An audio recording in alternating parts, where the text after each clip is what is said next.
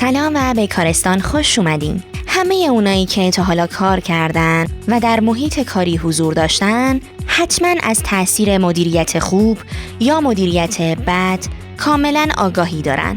یه مدیر کارآمد میتونه انگیزه ایجاد کنه، تیم رو رشد بده و نتایج بزرگ بسازه، اما یه مدیر ناکارآمد میتونه حتی بهترین تیم‌ها رو فرسوده و ناامید کنه. بیایید با هم 6 تا نشونه مهم یک مدیر غیر حرفه‌ای رو بررسی کنیم.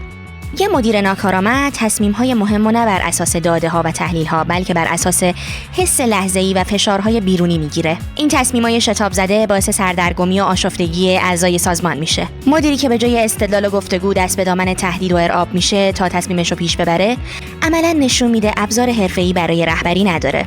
استفاده از ترس و فشار همیشه نشونه ضعف مدیریتیه.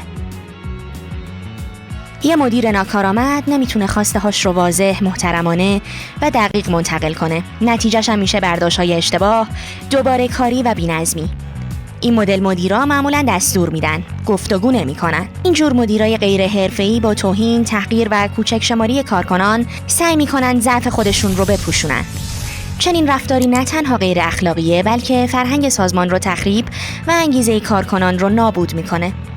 ارتباط حرفه‌ای یعنی احترام، شفافیت و تعامل، نه تحقیر. مدیر ناکارآمد به جای واگذاری مسئولیت همه چیزو خودش بررسی میکنه.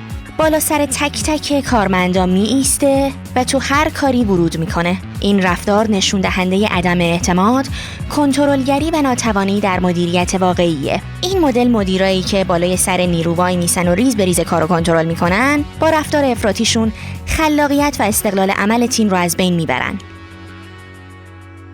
وقتی اختلافی در تیم پیش میاد، مدیر ناکارآمد یا کاملا نادیده میگیرتش یا خودش بخشی از همون مشکل میشه. مدیر غیر حرفه‌ای نمیتونه به صورت بی‌طرفانه موضوع رو هدایت کنه و مشکلات رو سر و سامون بده. در بعضی موارد حتی به دامن زدن اختلاف‌ها و دو به هم زنی هم میپردازه، رفتاری که با هیچ استاندارد حرفه‌ای سازگار نیست و فقط فضای سازمان رو مسموم‌تر میکنه. مدیرهای ناکارآمد یا هیچ بازخوردی نمیدن یا بازخوردشون اونقدر تند و غیر سازنده است که نتیجه معکوس داره. استانداردها در این نوع مدیریت دائما تغییر میکنن و کارکنان همیشه در حدس و گمان و بلا تکلیفی‌اند. این جور مدیرها معمولاً بین افراد فرق میذارن و استانداردهای دوگانه دارن. مثلا با یه نفر مهربون و منعطفن و با یه نفر دیگه سختگیر و بی‌منطق. این تبعیض رفتاری عدالت سازمانی رو از بین میبره و انگیزه تیمو به شدت کاهش میده. وقتی یه پروژه شکست میخوره، مدیر ناکارآمد سریعاً مقصر پیدا میکنه. البته دنبال هر کسی میگرده جز خودش. اما وقتی موفقیت شکل میگیره چی؟ تمام موفقیت‌ها رو به نام خودش ثبت میکنه. این دسته مدیران در کنار فرار از مسئولیت، از تحقیر و سرزنش مستقیم دیگران برای پنهان کردن اشتباهات خودشون استفاده میکنن، در حالی که یک رهبر حرفه‌ای سهم خودش از مسئولیت رو میپذیره و از تیمش در برابر بحران‌ها محافظت میکنه. این 6 تا نشونه هشدارهای جدی درباره مدیریت ناکارآمد هستند. اگه بخشی از این رفتارها رو در محیط کاری خودتون تجربه می‌کنین، کاملا قابل درکه که احساس ناامیدی یا خستگی داشته باشید. اما شناخت این نشونه‌ها به شما کمک می‌کنه که در آینده محیط کاری سالم‌تر و مدیران حرفه‌ای‌تری رو انتخاب کنید.